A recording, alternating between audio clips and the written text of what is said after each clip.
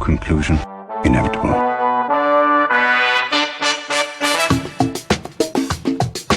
It was a jump to conclusions, Matt. My conclusion was that this idea was not a practical deterrent. My only conclusion can be that it was a Sith Lord. In conclusion. Hello there, folks. Welcome back to In Conclusion, the only movie podcast powered purely by raw sexual magnetism. I'm your host, Dan O'Keefe, and joining me as always, still wearing her bright red lipstick, it's Anna Otto. How are you, Anna? You know, this lipstick is Spider-Man from the Marvel Maybelline collection. Welcome back to In Conclusion, the only movie podcast formerly powered by raw sexual magnetism, now powered by being a dork. I'm not a dork, although I do also have the Iron Man one and the Black Panther one. I'm just missing the Black Widow one, I think. Yeah. Okay, you say I'm not a dork, and then immediately follow up with 3 reasons you are a dork. I think there's also a Captain Marvel one, but I am not sure.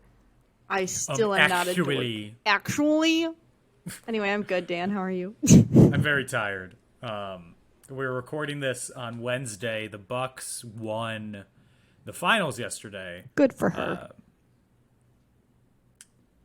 I hope you enjoyed our recreation of Anna's tweet from earlier today. I had to make my own jokes again because I think it's hilarious, and I only got 6 likes, Dan. Isn't that high for you, though? Because you don't tweet all that often? That is really high for me, actually. I saw them rolling in, and I was like, yeah, so this is what it's like to be viral. Usually the only person who likes my tweets is you. I actually was feeling hot yesterday, Dan. Sorry, I just hit my teeth. I was so excited. I posted 2 tweets, believe it or not, and both of them, the first one got 7 likes, and the second one got 6. So that's a total of 13 likes, ladies and gentlemen. And that's almost worth a free kids meal. I know.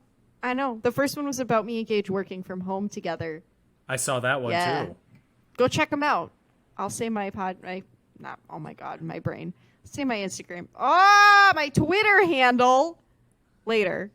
I was about to compliment you on your way to keep the audience through the entire episode to get your Twitter handle. They're all left. But then it just took 9 minutes for you to figure out how to say Twitter handle. It's been a long day, Dan. But as I was saying, the Bucks won yesterday, which is very exciting. I'm not a Bucks fan, but we're both in Milwaukee.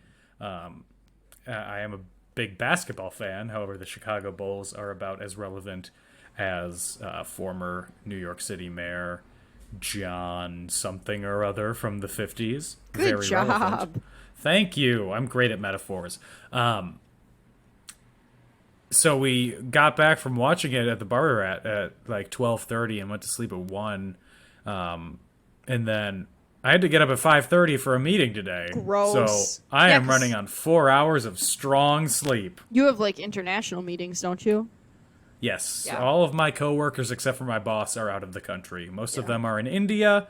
One is in London. Woo, those are some big time differences. Yes, they are. And they're going to be exacerbated in a couple weeks. Ugh. Yeah, for real, Dan. You're going to have to take middle of the night calls, my dude. I thrive in the dark is a total lie. I'm not a morning person nor a night person. Dan has a 3 p.m. bedtime. I wish. Well, push it to 5. Adam 12's on at 4. Oh, pardon me. Come on.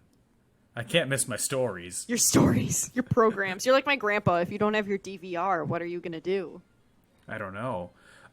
Before we get into the episode this week, I'm going to pitch our merch right now. Yes! We have merch, if you didn't listen all the way through the last episode. At shop.wearecreativeland.com, you can get an In Conclusion t-shirt, an In Conclusion sticker, or you can get flip-flops with my face on them. Daniel! What? You know... Am I not supposed to promote that? No, I mean, you can. I just thought you were going to say our mug, maybe. Sorry, you can also get a mug with the In Conclusion logo on it. And if there's any other merch you want us to make, tell us. We'll make it. It doesn't cost us anything. What's your favorite In Conclusionism, you know? Not In Conclusionism. It could just say not... Oh, wait, you were making that joke. Now I feel stupid. Okay. Yeah. Yes, there we go. Not me realizing you were making a joke, but like late. I love that for her. Oh, I love that for her too. Good for her. Is there a way to monetize the sound of you breathing into the microphone? Sorry, I have such a powerful nose. You could try it. You gotta. I could try your nose? No, What? no, I just mean it could just say like on the shirt. Breathes heavily into microphone. Anyway, it's shop.wearecreativeland.com, and that's where you can get all of our sick merch, bro, at the merch table at the back of the show.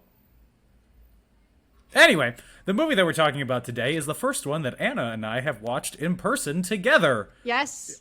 60 episodes into the show. Yes, and Dan only had to hold the pillow for part of it. I was holding a pillow for the entire time. But not I out feel of like- fear, out of comfort. Yeah, I was going to say, I feel like it was out of fear for a little bit, and then it slowly turned into just because you were comfy that way. Yeah.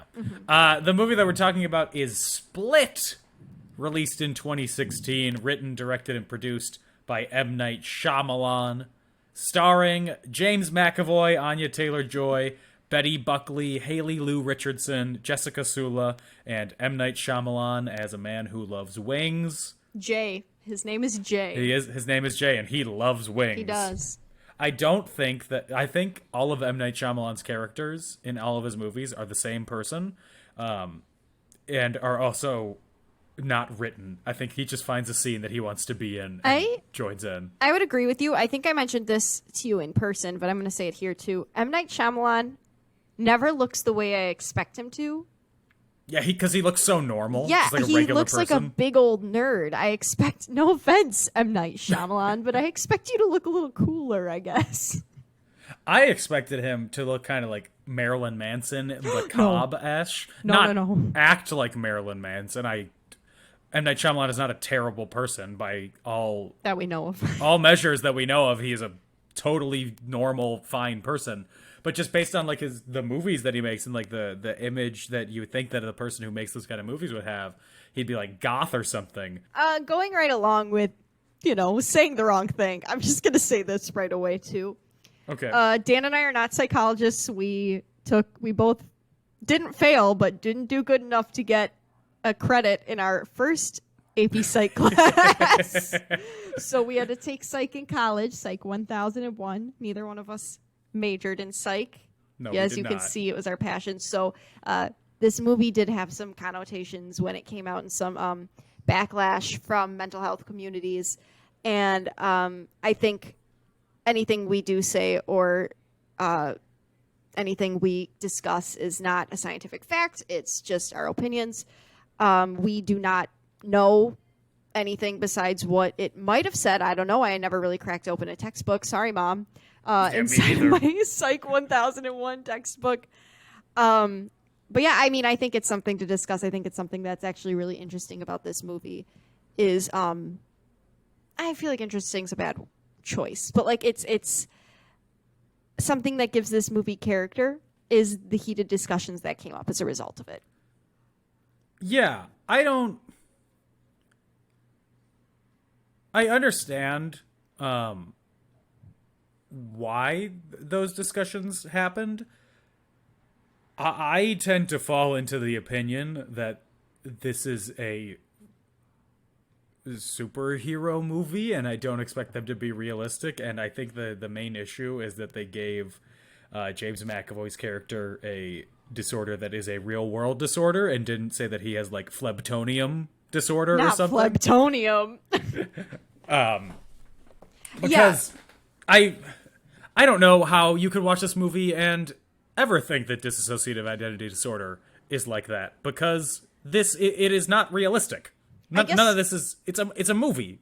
It is a fiction. My mom once told me when I was little, and I asked her why at the end of every Barbie commercial they had to say that dolls don't actually swim and talk on their own. And it's because there are people out there who will believe it. I tend to believe that the audience is smarter than the 4-year-olds watching the Barbie commercials. And I tend to believe everybody's a little bit stupid. I think I've the been dichotomy of man. Yeah, I mean, I hate to say it. I think there's kindness in everybody, but I also think everybody's a little bit naive. I think if this was your first time hearing about this disorder, I mean, granted, I'm sure people have heard of it before. Yeah, I mean, it was called multiple personality disorder, and that has been a trope in media for Jekyll and Hyde's over 100 years old, so at least that.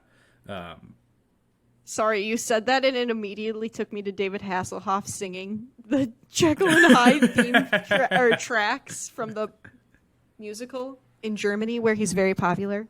Yes. I was reading about the Berlin Wall. David Hasselhoff performed a concert that brought down the Berlin Wall. That sounded fake. That's not actually what happened, but okay. That's the story about it. You know, his pecs can separate like machines. Yeah, that's true. Anyway, circling back from David Hasselhoff to our discussion of mental illness. My two moods. I think that people are... I tend to believe that people are smart enough to realize that this is not what dissociative identity disorder actually is. And people are... The people who suffer from that are not, going to eat you. Yeah, I think I would agree with you in that people are smarter than that, but I also just think it's important. Like I said, I think it's important that Dan and I mentioned that, again, anything we discuss is like strictly based on the movie. We don't know anything about this disorder enough to have a serious opinion about it. I cannot emphasize that enough. Yeah. We don't know anything about psychology. No, Dan and I, we held on by a thread. Okay. Yes. Yeah, no, I just, like I said, I'm trying to cover our butts, Dan. And I just, we're still learning, so any information is always welcome. Just know that we are on a perpetual education journey about life, specifically psychology, because yikes. Because we did enough of the extra credit studies to get a B in the class. Absolutely. That is correct. Yeah. I wrote a rap about how neurons work when I was in high school. Neurons. Synapses. They're in your head. Almost like the Grateful Dead. Synapses. Whoa. Dan, that actually They're slapped. in your brain. Almost like Crazy Train. Dan, oh my god, high schools are going to be booking us in no time. Oh my gosh. In conclusion, the traveling show. Hello, Psych 1. I'm Anna. This is Dan. We almost failed this class, but we're going to teach you today. To be honest, I did not spend much time in my high school psychology class. That was the only class that I had in school that you didn't have to ask to use the bathroom, because he was like, Nice. You're adults, or almost adults. I trust you to, use your time wisely and not take advantage of this. So I 100% took advantage of this. And we had block scheduling, so classes were 90 minutes every other day. So I would sit in class for 10 minutes. I would get up to go to the bathroom, and I would come back with 10 minutes left in class. Daniel. I got a 3 on the AP test somehow. My teacher was hot, so... Oh, so you never left the room. I was there the whole time. I was like, Mr. K, can you explain to me how this works? Actually, because I don't understand it, but also because you're hot. So... Split was released on January 20th, 2017 in the U.S. with a budget of $9 million. 2017? Yeah, it came out my freshman year. Oh, God. I thought it came out like 2015. That makes me feel so old right now. Okay, continue. With a budget of $9 million, it made $278.5 million. And on Rotten Tomatoes, it is a 77% approval rating.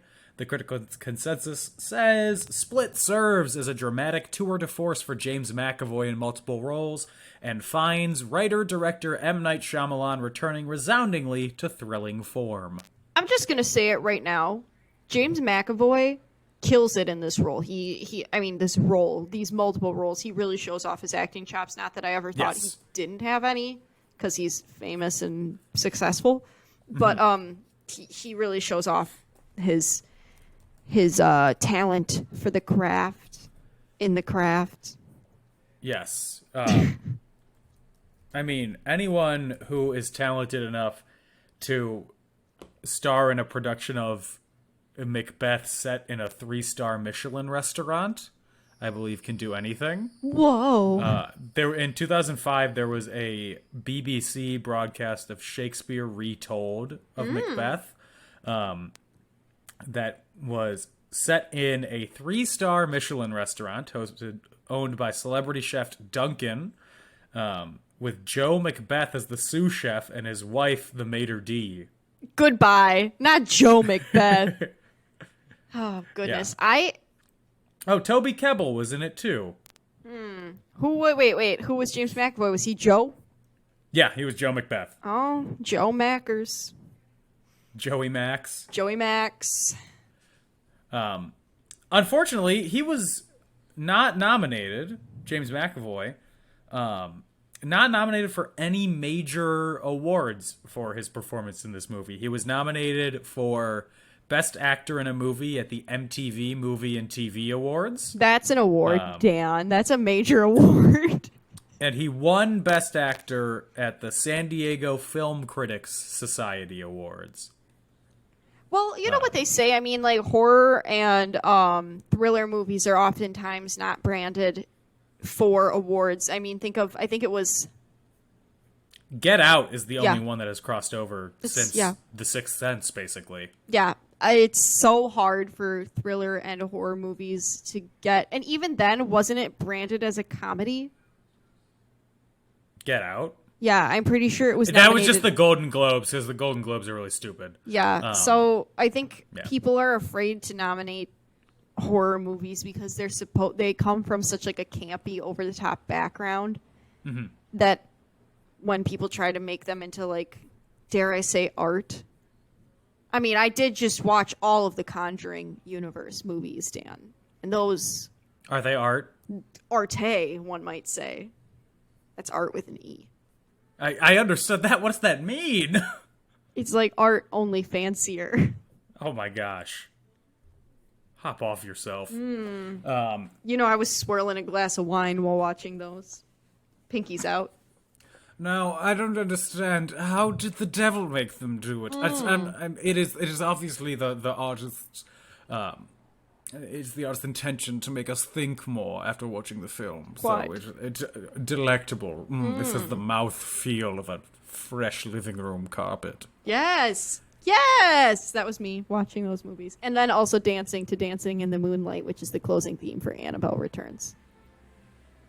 Yeah, I'm never watching those movies. Well, the credits music is absolutely stellar.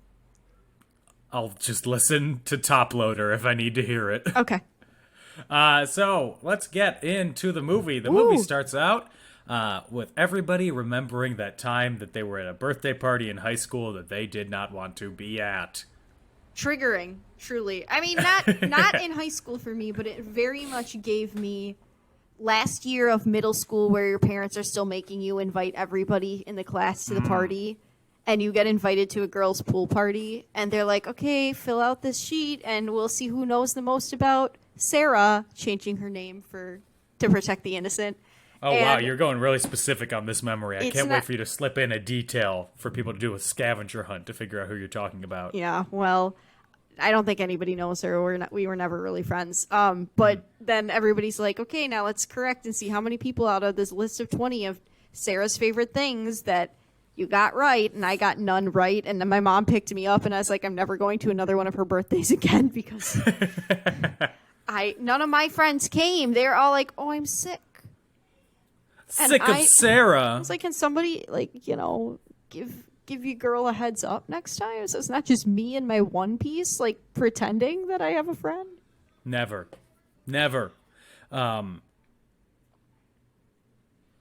Anyway, that's my birthday. trauma. The only lucky thing about when my birthday is, it's New Year's Eve, is that eventually I couldn't have parties for my birthday because everybody was out of town or busy around the holidays.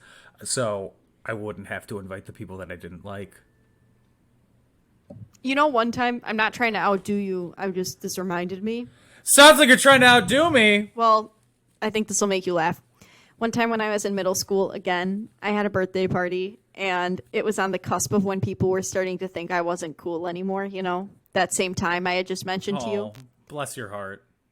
Dan, I'm cool again. It's fine. Uh-huh. Oh, you can't see it, but my eyes just got really big. This girl that was at my birthday party, I thought she was my friend. My dad was really good friends with her dad.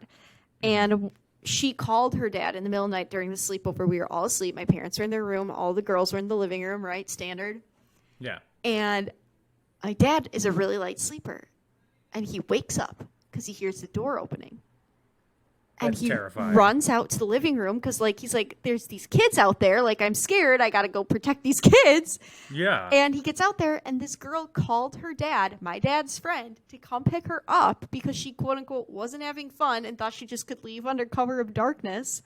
And of course, my dad was like, oh my God, I could have killed you just now, like, with a baseball bat. And he's like, she didn't tell you? I assumed that she had asked you to use the phone. And my dad was like, no. So that's my gosh. yeah. I assume this is also Sarah. No, this is let's call her Jan. Jan. Wow, that's a very nice name to give someone. My 80-year-old friend. Yeah, your Brady Bunch friend. Good Yeah. Lord. Yeah, so it starts out and we're at a high school girl's birthday party. Classic. We got Anya Taylor-Joy Gage's as crush. Anya Taylor-Joy with dark hair. She's the outcast. And she's still gorgeous, like, for what? Yeah. Anyway. And then the other two girls who are of importance are Claire and Marcia, played by Haley Lou Richardson and Jessica Sula. Don't come for me telling me I have Brady Bunch names when one of the girls is literally named Marcia. That's true. They were basically forced to invite her to the party. They're talking to their dad. They're like, ugh, can we just leave without her? And her dad's like, we are not leaving until she gets picked up, because he's a good person. We assume. I mean, I like to think he is a good person, considering he, you know, when the girl comes over, he acts like, even though the daughter very clearly doesn't want to be seen with Anya Taylor-Joy's character, he still makes it seem like, oh, come on, it'll be my pleasure to drive you home. It's not going to be much longer before all you guys have your licenses, and I can't drive you and your friends around, right? Like, I don't know. He doesn't have to be nice, especially like if the girl lives out of the way or something. Yeah, good dad vibe energy. Bare minimum, dad. Yeah, so he goes to give him a ride home. Anya Taylor-Joy's in the front seat. The two girls are in the back seat. When he is jumped, I guess, by some mysterious figure. The leftover boxes are strewn about the parking lot. And then somebody gets in the car. Who is it? He looks oddly like James McAvoy. We all gasp. He's got his shirt buttoned all the way up. With a very fast-acting chloroform spray. Yeah, still not really sure what that was. Yeah, that he uses to knock out three girls, and then we see the opening title, Split. That is what happens. Yes, and then we are inside a compound. A spooky room full of spooky nothingness with a very well-kept bathroom. Yeah, honestly, that bathroom, it looks nice. It's very nicer than my welcoming. bathroom. Okay, I was going to say that too, but I wasn't sure if that would make me sound like a gross person. It's just because my bathroom's old. I live in an old building. Yeah, I live in a 110-year-old building. Exactly. My bathroom is not nice. No, It is perfectly functional, but my bathtub is 110 years old. Yep. Mm-hmm. Old bathrooms get crusty. Yes. I don't know what color the grout is. Nope. Even if you clean them, it's still scary in there. So, in this room, the girls wake up and they're like, what? Huh? What? And then James McAvoy comes in again, and he pulls one of the girls out, Marcia. But as he does so, Anya Taylor-Joy tells her to pee her pants. Smart. Mm-hmm. They always say that if you're being abducted, do something gross, which, again, I would have no issues. I am constantly disgusting. I just start doing my stand-up routine. It's like that meme where they're throwing, the one kid from The Simpsons in back through the window, and it's Ralph. Like, yeah. Yes, Ralph. I'm in danger. Throwing him back through the window. So she does, which angers James McAvoy, who in this version is Dennis. James McAvoy's character, the neat freak, is Dennis. The pervy neat freak, which we learn Yes. later. I mean, aren't we all? Aren't they all? Daniel, are you a pervy neat freak? Is that what you're saying? No, I am not a perv, nor am I a neat freak. Me either. It's pretty messy over here, and also very vanilla. My only thing is, I get mocked by some people who are very close to me because I say things have places, and sometimes that place is in a pile, but that pile is a place for things to be. Is it Poppy that mocks you? Poppy speaks English and makes fun of me all the time. Yep. Gage She calls also me has a tornado. baritone voice. She does. My cat is a baritone. You know, Meow. she'd really round out a choir Yeah. of cats. Gage calls me a tornado, so there's that. It's tornadic. And then we see a flashback. And we see a 5-year-old Anya Taylor boy who looks like Timothy Chalamet. Yes. Casey, her character's name is, Yes, right? her character's name is Casey. As if I'll remember that. I know. It's hard with the big actors. Yeah. And she is out on a hunting trip with her father and her uncle. I'm sure nothing bad will happen here. Uncles are never dangerous in movies. Yeah, large uncles who are seemingly good with kids in movies. Nothing bad's gonna happen with this. What? I saw him. I completely forgot about that plot line, and then the movie started, and we saw him on screen, and I went into fight or flight Oh no. immediately. Anyway, end flashback. We then see a therapist, Dr. Karen Fletcher. We all should be seeing a therapist from time to time. Yeah! Woo! This episode of In Conclusion is brought to you by therapy. And the one Therapy. psych class we took in college. Therapy, somehow making Anna and I more insufferable. Aha! It's because now I spend all my time being annoying and not as much of my time crying. I tell all my emotions to my therapist, so I have time for nothing but comedy with everyone else. Amen. Face. Dan, you just made the worst grimace I've ever seen in my life. This therapist, who is basically just Dr. Exposition, is meeting with Kevin, but I'm sorry, not Kevin, Dennis, James McAvoy, but it's a different version of Dennis. Instead, this version that she's meeting with is Barry. My favorite, one of my favorites. Yeah, he is a sketch artist. He's got a heavy Boston accent. He wears a and hat it's- that makes him look like a fairy. Yeah, with his ears sticking out. I don't get that trend. I've seen a bunch of the trend of a bunch of people. I mean, it's the people who dress like it's the early 90s, late 80s, with the really baggy clothes and the polo shirts and the rugby shirts, and they wear beanies and they keep or toques if you're Canadian, and they keep the beanie like straight around their head so it doesn't cover their ears. And I'm like, your ears are cold. See, I do that I do that sometimes with shorter hats, but that's because my ears naturally pop out because they're huge. But That's because usually you have the ears of a bat. You that can is fly. correct. I use sonar most of the time to find my food. No, but I think the only reason why I can think of somebody doing that is because their ears aren't going to stay in their hat and it'll come out anyway. So why not just let the ears out? Even though my ears always get cold. I don't spend a lot of time focusing on the ears of these people. Must be nice to have manageable ears, Dan. Hey, I have a giant head, so my ears feel like it hurts after a while when they're under a hat. Oh, God. I have a head the size of a watermelon and the brain the size of a pea. Welcome to my second therapy session of the day. Love it.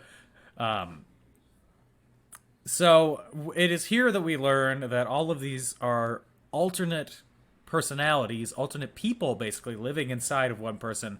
This guy's name is Kevin. Kevin Crumb.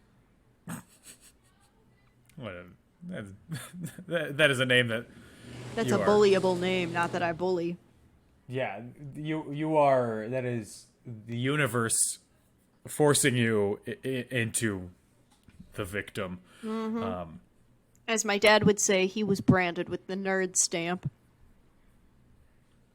Your dad is not pulling any punches.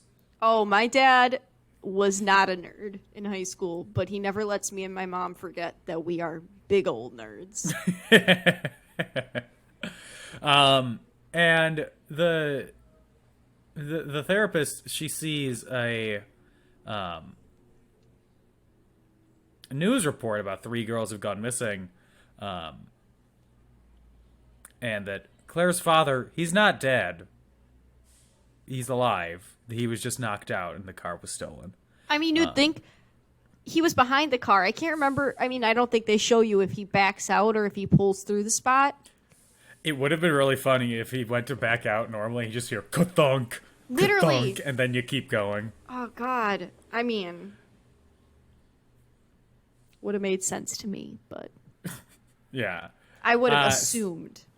Yeah, so the girls are trying to figure their way out of this bunker room, and they are looking through the crack in the door, and they see a woman talking, and they're like, oh, maybe this woman can help us. So they try, and they like bang to get her attention, but when they do, she approaches the door, and it's not a woman.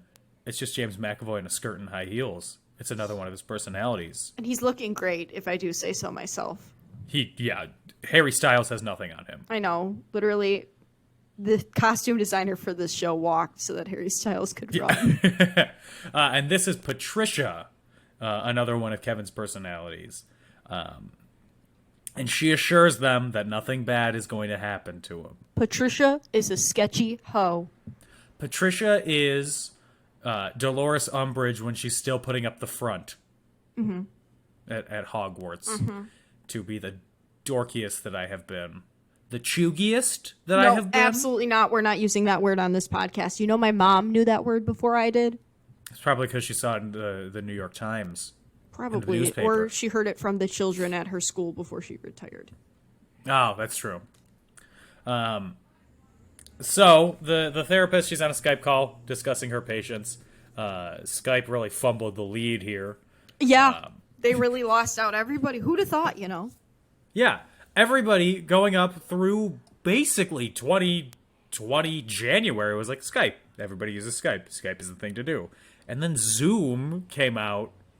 She really flew out of here, stole all the bases, took all the bread from Skype. Nobody's heard nor seen Skype in what feels like decades. It's over for Skype. I still have Skype installed on my computer from Me too. when I used it in 2016. But I have not used it since 2016. Oh, yeah. Why would I do it? I think I still have the Skype app from when I dated somebody and they lived out of state. I never deleted it, but, yeah, you know. Welcome back to In Conclusion, where Anna and I go through the inventory of the apps on our phone. First off, the video messaging apps. So the doctor, she expositions some more. And she says that the other identities know each other, and they all basically hang out in a room. They're and pals. Then one at a time, they can grab the light, which brings them to consciousness in the real world, basically. And Barry's like the leader, like the moderator. We find out. Yes, Barry, who is the sketch artist. And then the girls, they meet another identity, and it's Hedwig. My other favorite. The angry inch of Kevin's personalities. No, you can't make that joke. He's 9, Dan.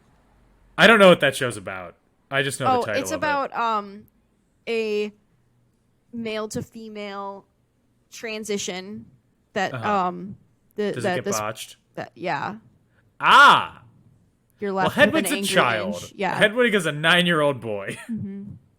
I am really on my game today. I'm just telling you with these jokes. It's okay. You didn't know. I know what Hedwig and the Angry Inch is all about, so hit me up. I've listened to the soundtrack once or twice. That sounds like a lie. It sounds like you've listened to it once or twice times 10. Listen, I've seen the original movie because I watched it in a philosophy class. I don't remember why. And then there's this one song called Sugar Daddy from that show that I love. And I listen to that song all the time, and I don't really know any of the other songs. So You got one up on me. I don't know any of the songs. You said Sugar Daddy, and I just heard Sugar Sugar by the Archies. no. So, yeah, Hedwig is worried that he's going to get in trouble because Patricia and Dennis are mad at him. And the girls try and get him to break them out of the room. He says no because he doesn't want to get in trouble. And then Claire, she finds a little hole in the ceiling, and she starts to dig her way into an air vent to escape. She gets into it while Anya Taylor-Joy and Marcia, they hold the door. The absolute upper body strength to be able Yes. to pull yourself up there. I mean, it's probably a lot fear That is hard. But, yeah. Especially because she could, like, barely reach it when she was originally doing it. That means she got her hands in there and used the sheer strength of her fingers to push her hands fingertip up. strength. And then, If anybody listening, go do a pull-up. no, thank you. Yeah. It's not easy. No. I mean, think about if you're being motivated by fear. I mean, they often say that, like, you know, heightened anxiety and adrenaline will kick in and make you do some crazy stuff. But Yeah. I don't know if my fingers are that strong. Weak little baby fingies. You know, my little sausage fingers over here. I ripped two of my fake nails off. So Casey, she gets into the air vent, and Kevin becomes Dennis again, where she crawls through the vents and gets to an exit and starts running for help, calling for help, doesn't find anybody. Dennis catches her because she is hiding in a closet, but she's breathing too loud. First mistake, just stop breathing. Just die. And then, because Dennis is a neat freak, he orders Claire to take off her shirt because it's dirty, and then locks her in a supply closet. And that is where she will be for the rest of the movie. Rip. Yeah, well, rip her shirt and then rip her. Yeah. It all happens eventually. Yeah. So, next, Kevin, as Barry, is in therapy again, talking to the doctor, but the therapist, she doesn't think that that's actually Barry there. She thinks it's another personality cosplaying as Barry, pretending. And he insists that it's him, that Barry's getting better, and he says that there's a 24th personality, because normally Kevin has 23 personalities, but there's a 24th personality, the personality of the Beast, that is slowly emerging and ready to strike soon and get out and grab the light. I'm going to yada yada some more, some of the plot, because we are almost an hour into this, and we're a third of the way through. Yeah, that happens to us a lot. Yeah. So, let's see. The girls, they get food, and then they're told to take off even more clothes. Which makes me so uncomfortable. And you can even Yes. tell that it makes Anya Taylor-Joy's character uncomfortable because, like, she has on a big baggy sweatshirt underneath her big baggy flannel, and she still is, like, trying to cover herself up. Meanwhile, the other girl that's in there, Claire, I think, she's like It's Marcia. Marcia. She's literally in her underwear. Yes. And she can't do anything because it's not like she can shower or something and, like, wash off the pee from earlier in the movie because she doesn't have any fresh clothes to put back on. She'd have to put on her nasty pee underwear again. Not to be gross and crass, but there's literally no other choice, and that's just so sucky. That's the worst part of their situation. No, in I this know. movie. I know that's It's not the clothes. worst part, No, but it just I icks know. me I'm out. joking. Also, makes me the picture of Anya Taylor-Joy being uncomfortable in her multi-layer baggy clothes, and the other one being just in their underwear. That's me and Anna. Yeah. I hate. Oh my gosh. Are you Why would you ever choose to be naked? You just wear 'cause clothes. It's freeing. No. Okay. Well, Never. weird flex, but okay. Dan the Yeah. never nude. I'm wearing my denim jeans under my basketball shorts right now. Always good. So Marcia ends up getting locked in her room because she tries to escape. And then the Doctor and M. Night Shyamalan review security footage while M. Night Shyamalan eats wings. And the Doctor realizes that everything that Kevin is doing, or Dennis, the personality, is doing, is deliberate because he walks through trash instead of walking around it like a normal person. Mm-hmm. He's putting up a then, front to hide something, but she doesn't really know what. Yeah. And then, so Hedwig and Anya Taylor-Joy, tries to use Hedwig to get out to escape. They kiss in the most romantic kiss on film, and I think history. From Here to Eternity has nothing on the kiss and split. That is the funniest part of the movie. He says you might be pregnant now. I die every time. And speaking of dying, Anya Taylor-Joy thinks it's her chance to escape because Hedwig says that his room has a window, when in reality it's just a drawing of a window. It's sad. I mean, it's very but sad. Side note, I love the detail that they put into Hedwig's room. You're only in there for like 1, maybe 2 scenes.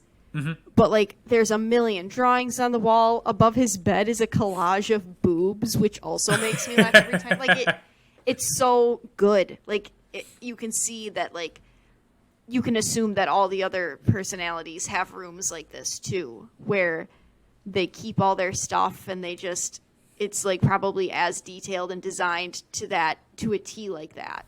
Yeah. So Casey ends up using a walkie-talkie to call for help, but the person on the other line thinks it's just someone playing a practical joke on him. So he does not follow through. Foolish. Foolish. Speaking of foolish, another flashback. Still the hunting trip again. Casey's dad isn't around, so her Uncle John, is like, he wants to play and strip naked. Yeah, in all seriousness, this part's really uncomfortable to watch.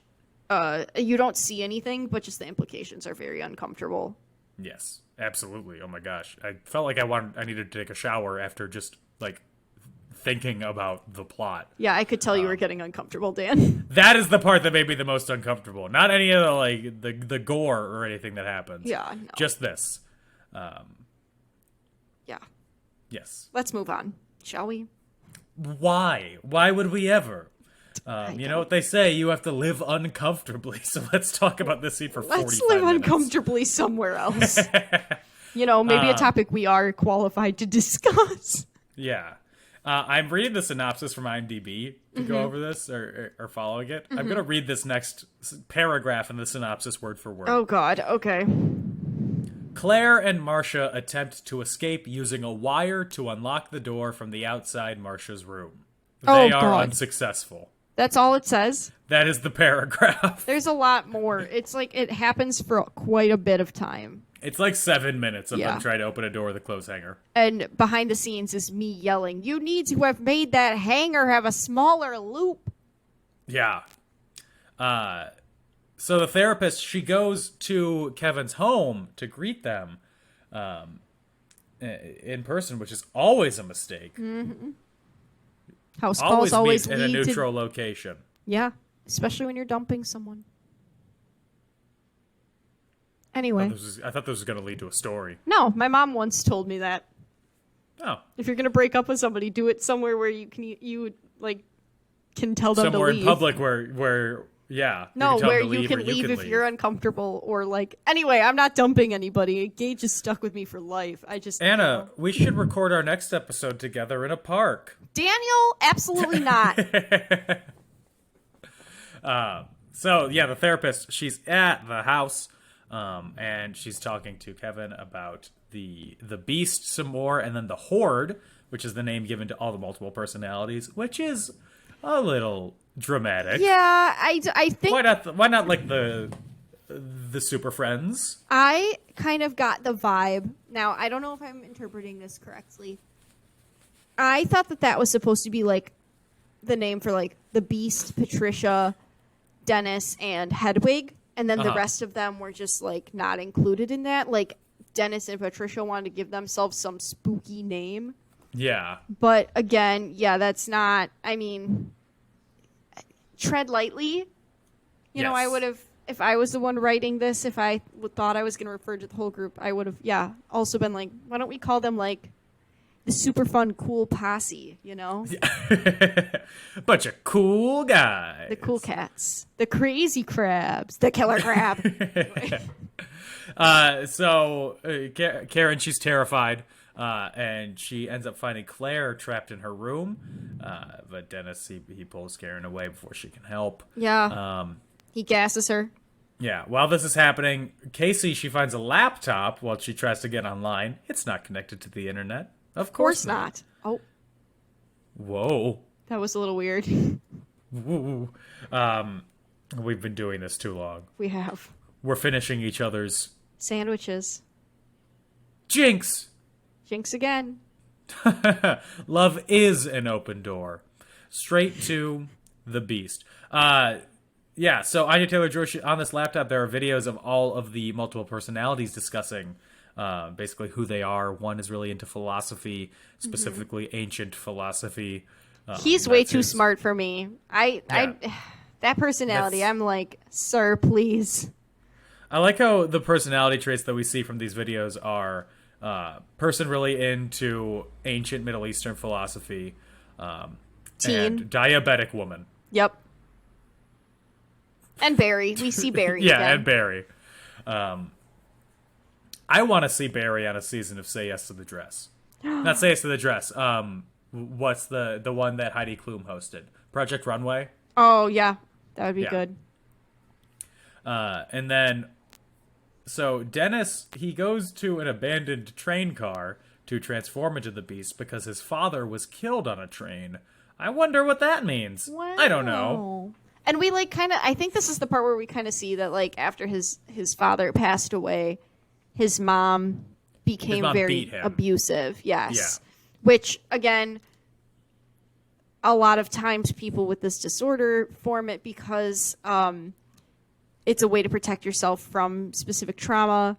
It's a way to repress those harmful memories. So that's, I mean, there is some truth in that. But, you know, a normal person probably isn't going to have the beast in him or her or them. Yeah, this is a fictional superhero movie, so he has phlebtonium disorder. Yes. Thank you, Dan. No matter what they call it. Dan and I are just trying to make sure we cover our bases. Thank you.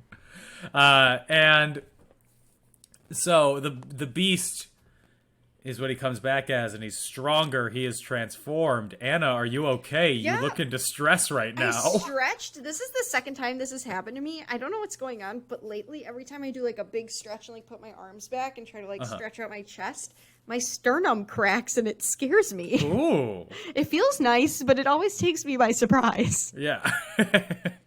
Someday you'll do it and you'll just split in half. I'm scared that I will. I don't think that'll What if happen. I I do? think you're safe. You never know.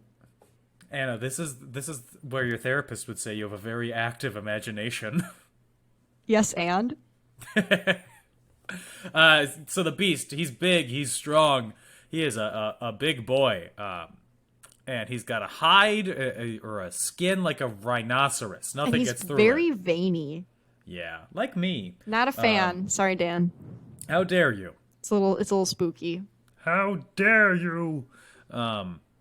You couldn't, those of you listening, so everybody but Anna, you couldn't see that, but I did my very veiny neck while doing that, which is why I sounded like Kermit the Frog. Mm-hmm. Karen tries to stab him to get free, but Her butter knife cracks under the Yeah. pressure. as he's literally crawling on the wall like a spider. Yeah, they point, I mean, That's the silliest part of this movie. They Yeah. mention that it's something that he could do, but it looks pretty silly. considering the explanation of why he can act like this, which we kind of get to when we get to the twist, so I'm not going to say anything, Yeah. there should be no reason why he can climb on the walls like that. Yeah. The reason is he has phlebtonium disease. You're right. So she's dead. He actually kills her by hugging her to death. My preferred way to go. And Casey, she gets out of the room and tries to find the other girls. And she finds that Marcia is dead, and eaten. Her stomach has been eaten. Yeah, and she's been disemboweled, to say the least. Yeah. And then she finds Claire. She's alive, but she gets dragged away from the beast off screen in a very classic horror, pulling the character away. Honestly, that's probably the most like horror-esque moment of this whole movie, I would say. For me. Having seen, I think, 3 horror movies ever, if we count Troll 2 as one of them. That does not count, Dan. Well, then having seen 2 horror movies ever, sure. I think I consider this more of a thriller than a horror movie, for me personally. For reference, the other horror movie is The Santa Claus. Daniel! What? That's not a horror movie. It's about a murder. It's some of Tim Allen's finest works. You better be more respectful. I think Tim Allen's finest work was transporting all that cocaine across the country. Stop! Oh my God. Go listen to some Pure Michigan commercials and think about what you just said. Okay, to be honest, I was listening to one of the Pure Michigan commercials when I was driving in the car. Man, I was getting emotional for it. It was like talking about taking a field trip when you were a kid. I was like, oh man, this is really pulling at the heartstrings. Tim really said, let me just make Dan O'Keefe cry really quick. Yeah. So then, Casey, she's dead. That's where we see the flashback of Kevin's mom yelling at him, because this is where yes, thank you. Claire finds a piece of paper that says, "Say his name, Kevin Wendell Crumb." And we all collectively make fun of him. What an unfortunate name. He's got a name to make fun of. Wendell? That's probably a family name, because that's, no offense to all the Wendells out there, but that name is nerdy. That's a nerdy name. One of the top 20 basketball players of all time, his name is Wendell. Steph Curry. And he changed his name. His middle name is his dad's name is Wendell. Well, Dell is like that's like the cool way to That's a cool shorten nickname version of it, yeah. Wendell. Dell is like sexy. Wendell is weenie. Sexless. Yeah. Dell, that's a buy guy our new I wanna shirt. know. Dell is sexy, Wendell is weenie. Yes. It only comes in extra smalls. Love that. Can't wait to put one on a child. Yeah. And the Beast, he finds Casey, and she shouts Kevin Wendell Crumb at him, which causes him to revert into Kevin, regular old Kevin, who is so confused about everything. He's like, he doesn't understand what's happening. He has no memory. It's been over a year since he was last conscious, basically, because he says it's still September 2015, right? No. Oh, that must be why I thought that movie came out in 2015. I'm a bit dumb. Anyway. and hearing what has happened, he immediately goes, "Kill me, please." And James McAvoy is such a good actor. Yeah, I cannot he get is. over his performances in this movie. his range, Yeah.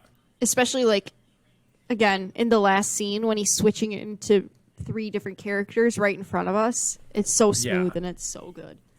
Yeah, because Casey, she goes to get a shotgun and shotgun bullets that are left in the house, the complex that they're in, as the 3 multiple personalities, come out and try to take control and tell Casey to stop. They have everything under control. Everything's going to be okay. Trust no one.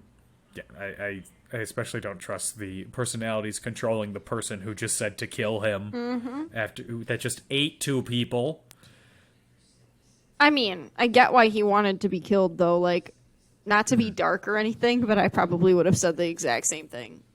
Yeah. I think aside from usury, cannibalism, pretty bad.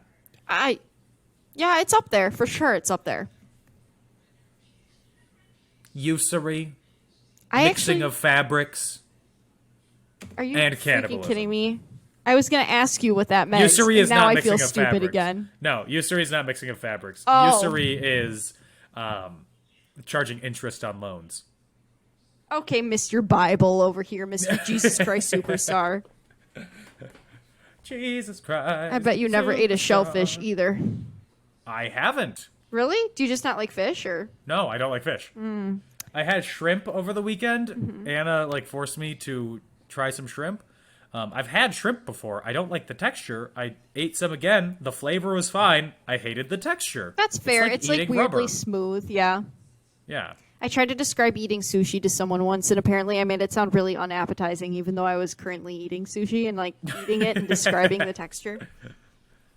Apparently, gummy is not something you want to be told. Ew.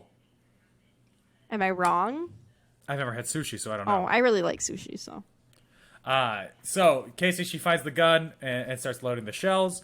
The beast is crawling on the ceiling and taking out lights. Casual. Very They're acting casual. like Venom in Venom. Venom. I liked that movie. People are really going to be able to date this podcast based off what TikTok trends we reference. Oh, is that a TikTok trend? I just was referencing the song. The trend is to use the song. Oh, Gage to and I show just somebody doing something badass. enjoy making fun of that song. Whenever one of us buys new pants, we go denim, denim, denim, denim. So Episode 200.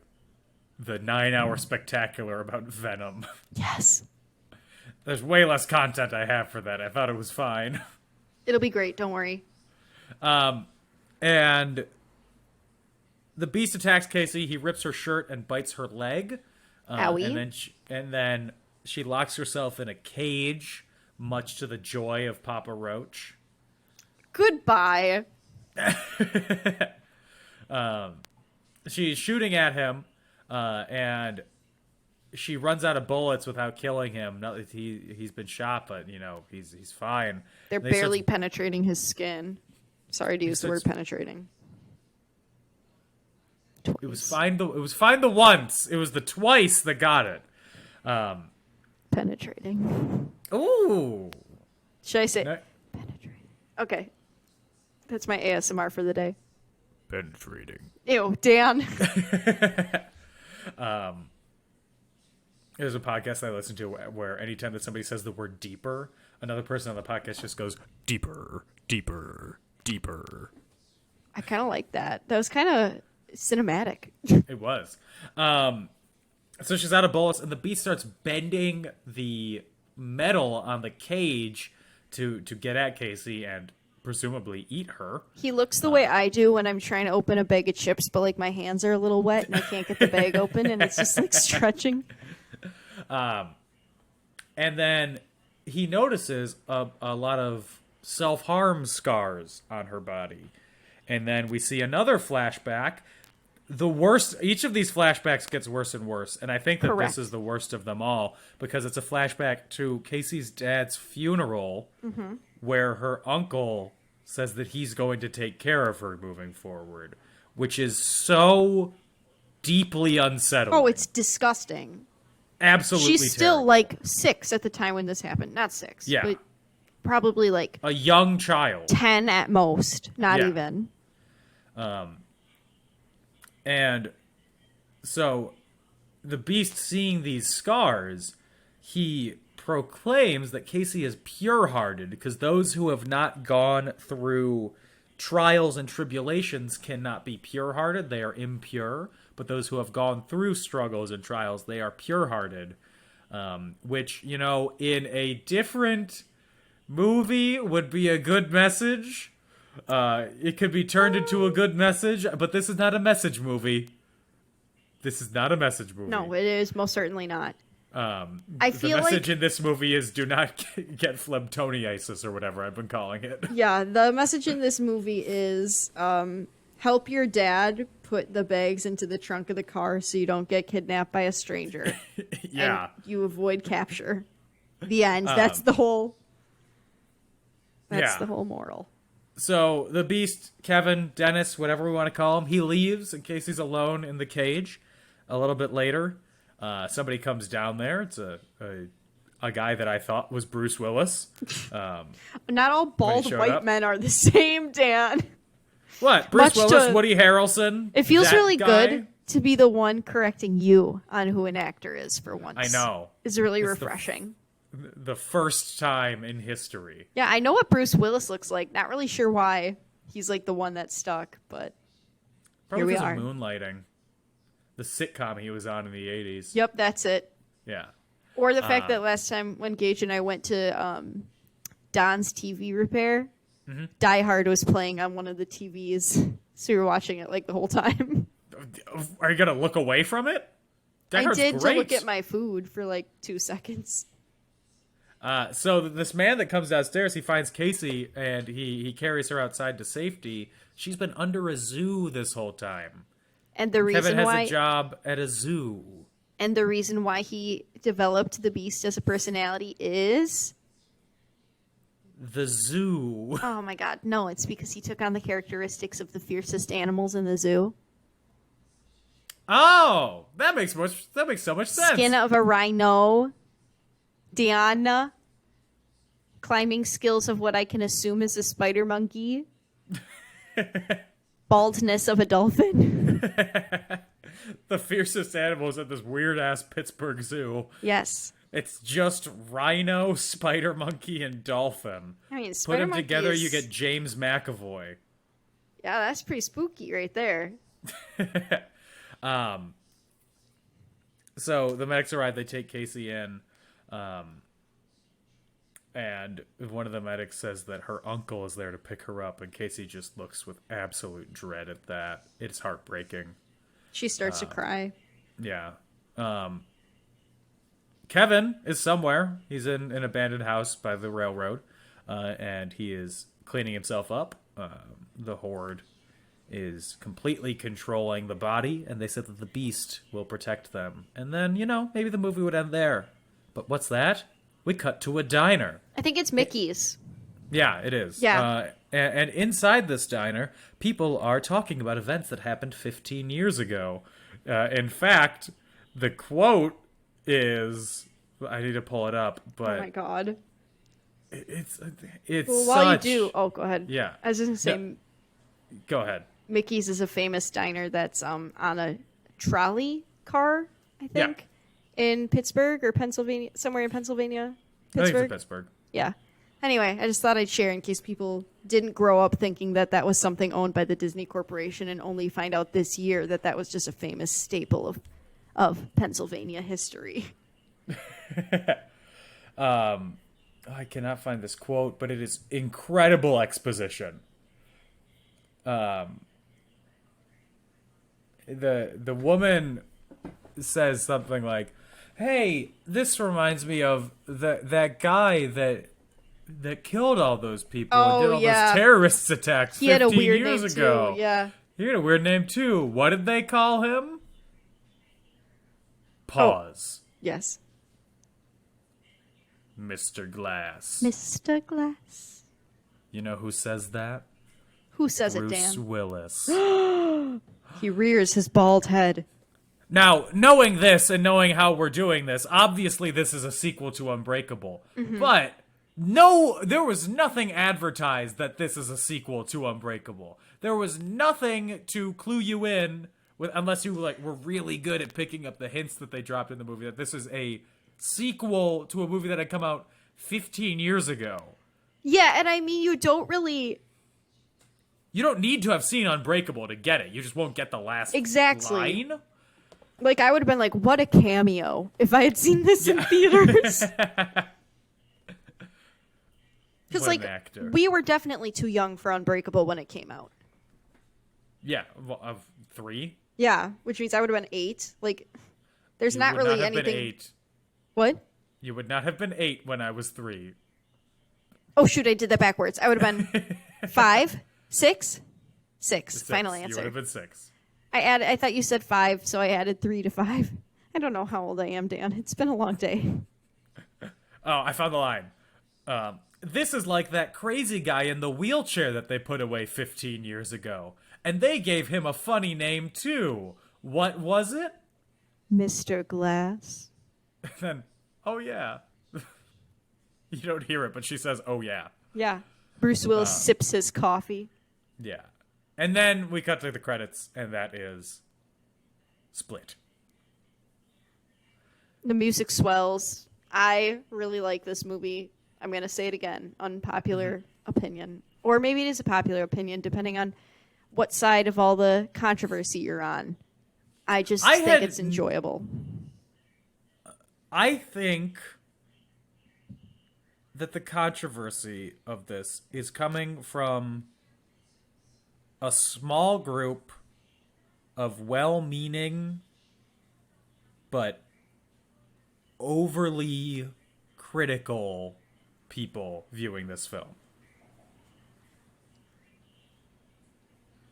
Overly empathetic. Critical is the wrong word. I would say I agree with you. It's people whose hearts are in the right place. Yes. But I think it's the same people who, you know, a lot of great art comes from. I'm just trying, like, I don't know. I'm trying to think of a good way to explain this. Like, I think it can be to the detriment of a lot of things, but also to the advantage. It brings the awareness to discuss. Like, think about when Book of Mormon came out, okay? The musical. I'm looking at the poster that Gage has right now. I'm really interested in how you're going to tie all this around, starting with lots of great art. What I'm trying to say is, when that musical came out, people were worried, like, how will the Mormons react? How will the Mormons react? One of the things it did well was it brought interest, and people wanted to learn more about that specific religion because they saw the comedy or something in that specific musical, and they wanted to learn more. I think in a different way, this sheds some light on a mental illness that's not as common. I think in a lot of pieces of art, people usually refer to like the more common disorders like depression, anxiety, OCD, ADHD, ADD, things like that. Things people have heard of. Whereas this presents an opportunity for people to be open to discuss, okay, well, that's not something that actually would happen when a person is experiencing DID. However, here's some ways that it did bring up positive conversation for this disorder. Here's some things that people can experience. Here's how to know if the signs and symptoms of if one of your friends or family members is experiencing it. However, don't look to this movie for fact. This is a work of art based in fiction. However, fiction is drawn from real life most of the time. Yes. Thank you. Yeah. No, you put it very well. Thank you. Whew, that's about as eloquent as I can be today. I am tired. My brain was functioning on all cylinders just now, and I can't do it again. So, as I said, James McAvoy is incredible in this. He is so good. There is the two scenes that really stand out, just showing like his ability to switch between characters. Like all the characters, obviously you know they're all James McAvoy, and like It's you the could tell, fluidity. but you believe that they are all completely different characters. Yeah. But there is one scene where he's in the therapist's office and he switches between Barry and Dennis, and it's just a slight head tilt and demeanor change, and it's a completely different character. And then when Anya Taylor-Joy is yelling his real name, and he goes from being the Beast to being Kevin, it's just the switch. It's incredible. It's his mouth shape. It's his eyes. It's like so drawn, like so based in his face. I feel. I mean, like obviously, like there are other parts of his body, but this movie has so many like tight shots that so much of it is focused on like his mouth shape and the way his eyebrows look and the way his eyes are like open, shut. Like I don't know. It's just very interesting. I can't even imagine, honestly. Yeah, I mean, It's hard. I wish I was that good of an actor. Me too. I can barely smile. You expect me to be able to do all those things? Right? I'm like, they're like, can you read for these two parts in the same show? I'm like, so you want the same person twice? The first show that I was cast in at Marquette, I was playing 4 different characters. You know what that means? The same person is in 4 different costumes. Hell yeah. So some trivia about Split. So this is seemingly the first example of a stealth sequel where nobody knew it was a sequel until it came out. A sneak attack sequel. A Yeah, sneakquel. basically. A sneakquel. Oh my gosh, what is this? Alvin and the Chipmunks? The squeakquel. James McAvoy got ripped for the movie. Got much more bulky. I'm getting and Anya ripped Taylor-Joy. tonight. Anya Taylor-Joy lost 15 pounds to portray a depressed and troubled teenager. No Like offense. a deeply traumatized teenager. No offense. I would have never known. She looks exactly the same.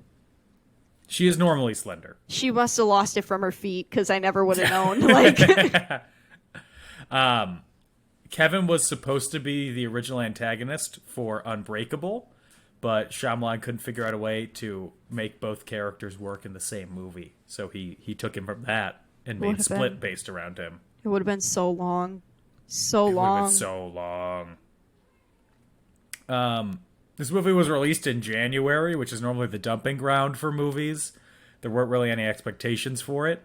And it just blew all of them out of the water. Because Shyamalan was coming off of a string of, let's not say hits, because in Embarrassments. between this and Unbreakable, you had Signs, positively reviewed. The Village, negative. Lady in the Water, negative. The Happening, the plants are killing people? Okay, Lady in the Water I definitely watched in high school and thought I was so cool because I watched a scary movie. So let's just remind everyone of that. And then The Last Airbender, everyone's favorite movie. Trash. After Earth with Will and Jaden Smith. And then he made The Visit in 2015, which Is that got the one with the pretty good grandparents? reviews. Yeah. Cheesy. I'm sorry. That one looks so cheesy. I've never seen it, but I remember as a scared... I think it's supposed to be cheesy. Okay, good. Because as a Yeah. scared of everything youth, I saw those trailers and still thought it was cheesy. So... And then Split came out, and it got good reviews. So those 2 movies brought him back into popular culture and further away from the punchline. M. Night Shyamalan is admit. very hit or miss, I feel like. He either really Yeah. knocks it out of the park or he really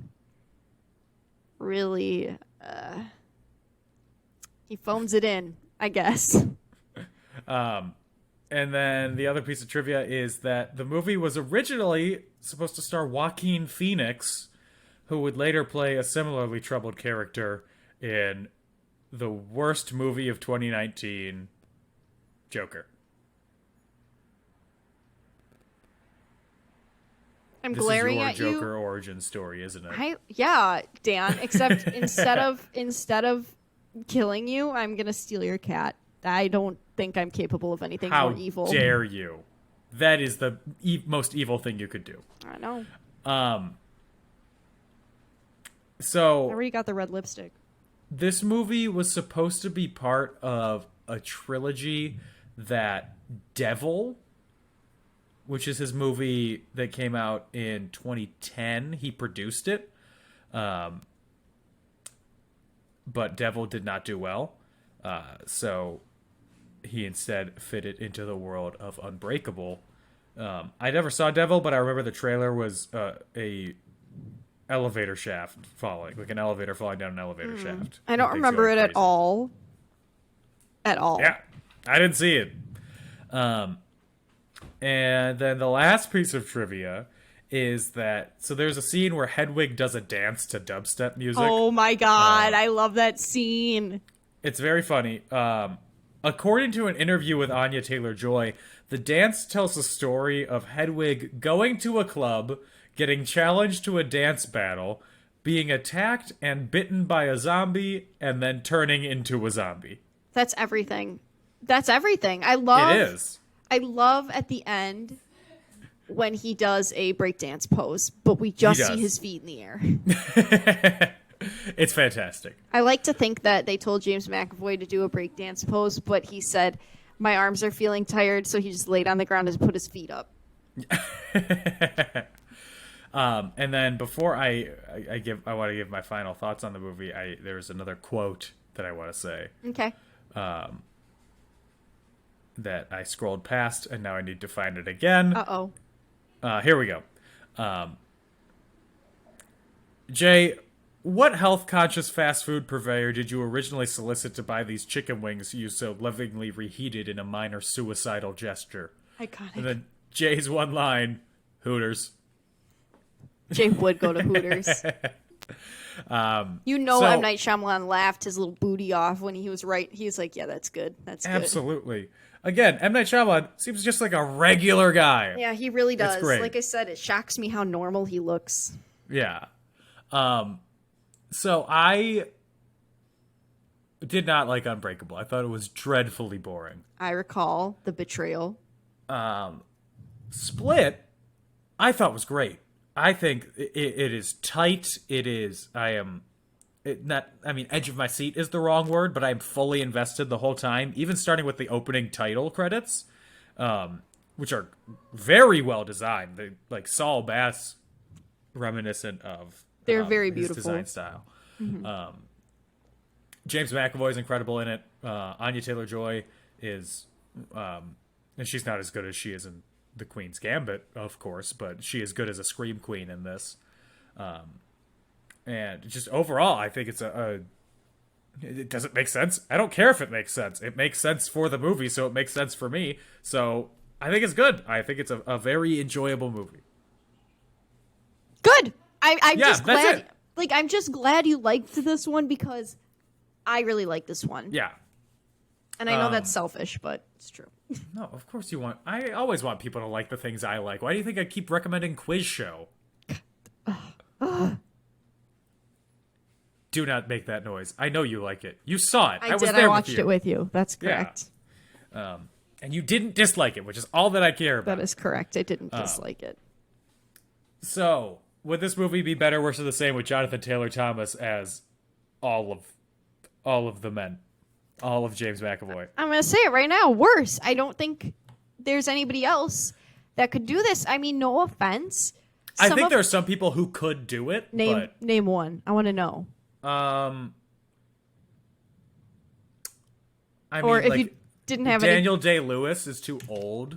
Hot take. I think Daniel Day-Lewis is boring. In every movie I've seen. Have you seen There Will Be Blood? No, but I've seen My Left Foot and Lincoln.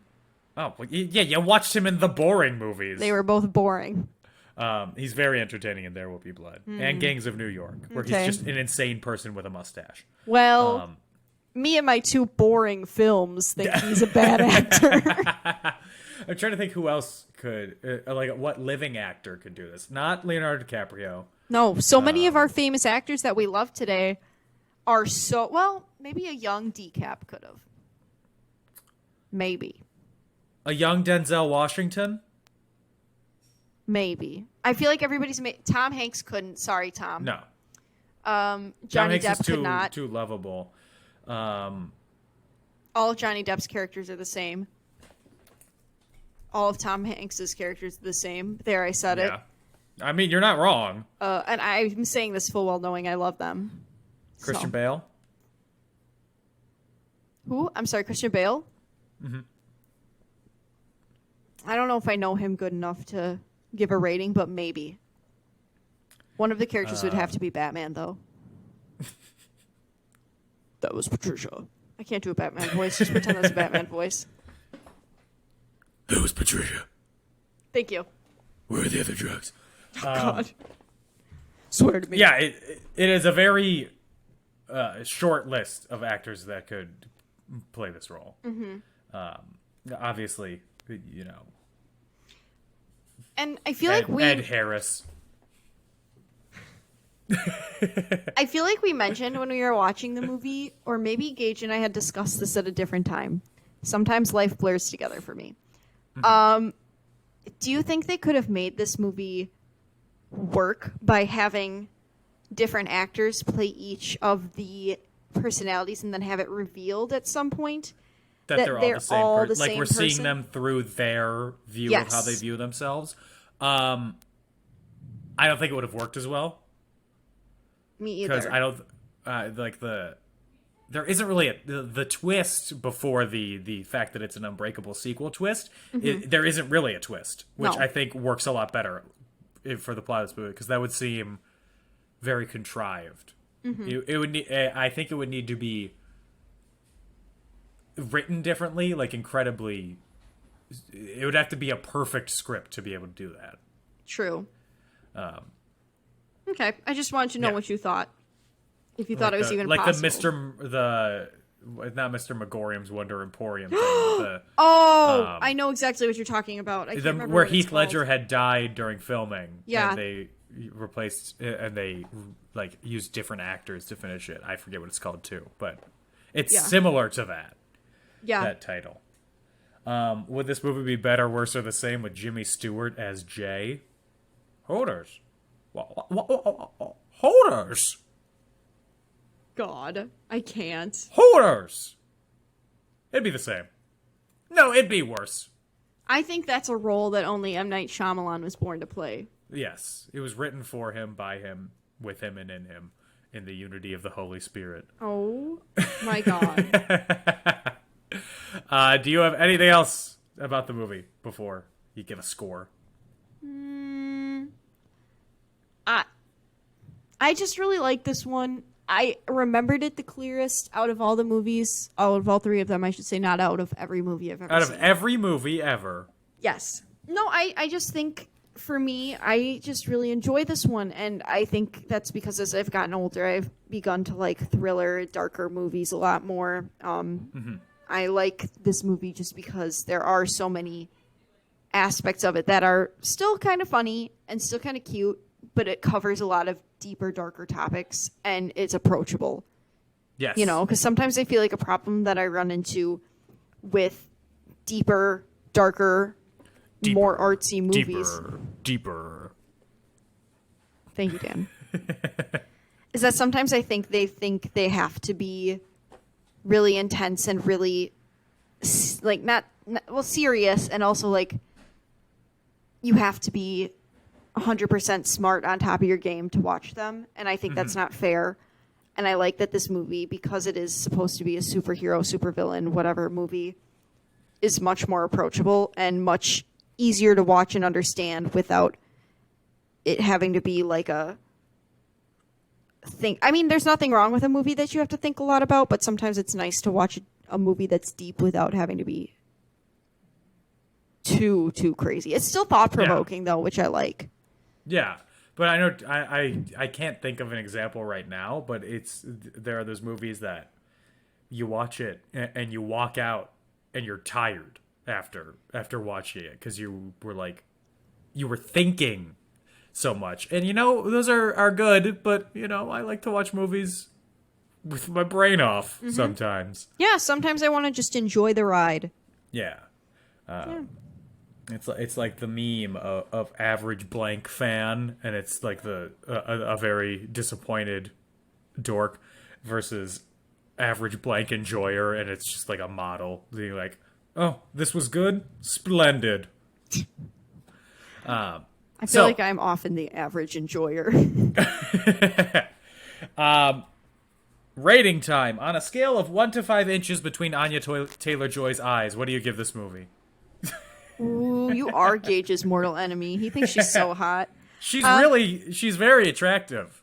I think, did you say when we were watching it that you want to put lipstick on her lips? Yeah, she has very pretty features, and I think that her lips are perfect for putting lipstick on. I'd love to do her makeup. Anya, if you ever want a random girl to do your makeup, hit me up. My boyfriend might try to hook up with you. Sorry about that.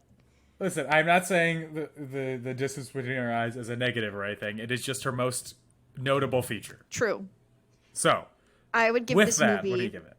4 inches between her eyes. Okay. You know what? I'm with you. Thank you, Dan. I'm glad we're on Also the same page 4 tonight. inches. Oh. No! Aha! How dare you? Aha. It's enjoyable. You man. I really hope Glass is as good as this. I know it won't be, but I wish it was. Yeah, I mean, anything else to add before we wrap this sucker up and you can finally give the people what they want? Your Twitter account? Oh God. No, I think I said everything I wanted to say. I feel like this was a good cerebral discussion at 10 o'clock at night. Ma'am, it's 11:08. I should have been in bed 4 hours ago. Yeah, for real. I saw Gage turn the light off in the bedroom, so I envy him. No, I don't know. I think we covered everything. How about you? Yeah, no, I think we're good. In that case, if you like the show, thanks for listening, first off. Oh my God. If you like the show and you want to support us, you can do so on Patreon at patreon.com/inconclusion. You could also buy our merch, shop.wearecreativeland.com. You can follow us on social media on Facebook and Twitter @and in conclusion, on Instagram @inconclusionpodcast. You can find me on the internet at Dan O'Keefe86 on Twitter and on my website dan-o'keefe.com. Anna, where can they find you? You can find me on Instagram at OptimusPrime818, or you can find me on Twitter at AutobotsRollout, capital O for Auto, capital B for Bots, capital R for Roll, and the O and Roll and the O and out are zeros. You too can be one of the first of my many fans to see a day where I tweet twice in one day, and both of them are such gems that they earn a collective total of 13 whole likes. Oh, baby. I know. And a comment.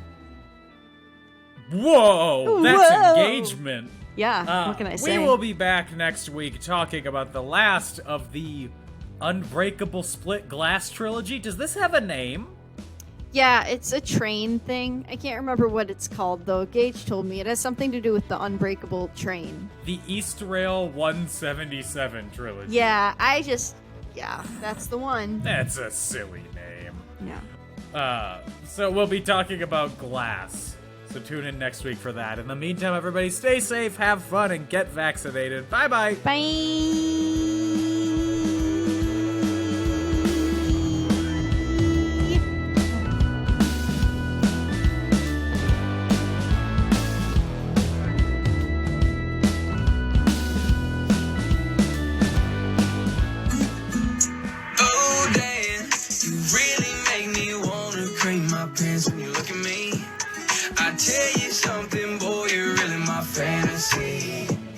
Those eyes, when I look on them thighs, you really make me wanna die. Oh, damn. So anyway, that's why we thought it needed some explanation.